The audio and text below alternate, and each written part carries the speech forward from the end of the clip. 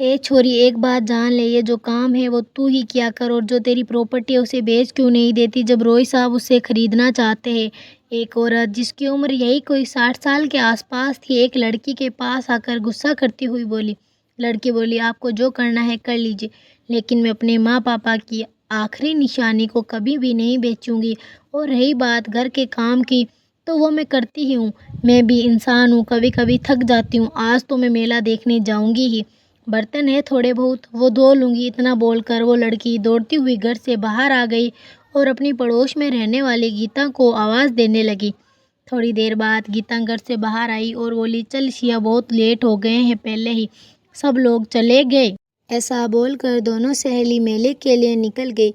शिया के mummy papa बचपन में ही गुजर गए। वो अपनी चाची के पास रहती थी, जो बहुत ही लालची और घमंडी औरत है। वो सिया को बहुत परेशान करती है, लेकिन सिया भी उससे डरती नहीं है।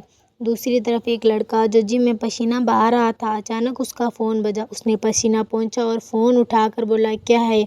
उधर से आवाज़ आई, सर वो लड़की ज़मीन देने के लिए नहीं मान रही है। उस लड़के ने गुस्से में फ़ोन फेंक दिया और बोला, मिस सिया, अब तो आपको मेरे तरीके से समझाना पड़ेगा। अब तुम्हें राम रॉय अपनी भाषा में समझाएगा। बहुत कर ली तुमने अपनी मनमानी। राम अपने रूम में आया और अपनी मीटिंग की प्रिपरेशन करने लगा, लेकिन उसके दिमाग में तो वो ज़मीन ही चल रही थी, क्योंकि वो उसके लिए बहुत इम्पोर्टेंट थी। रॉय मेंशन में अभी अदिति जी किचन में खाना बना रही थी और अदिति जी उनके पीछे खड़े उन्हें परेशान कर रहे थे। उनका प्यार बरसों बाद आज भी वैसा ही है। इनके अलावा इस घर में आदित्य जी के पिता सुरेश जी और आदित्य जी की माता सुरेखा जी है। इसके अलावा इस घर की सबसे खड़ूस औरत आदित्य जी की दादी सीता जी है, जो बहुत गर्म स्वभाव की है। डाइनिंग टेबल पर सभी ने साथ बैठकर नाश्ता किया और फिर सभी अपने अपने काम पर निकल गए। अरे हाँ, मैं बताना भूल गई, इन सब के अलावा इस घर में इन सब की लाडली बेटी है परी। बाकी का नेक्स्ट वीडियो में। तब तक के लिए बाय गाइज।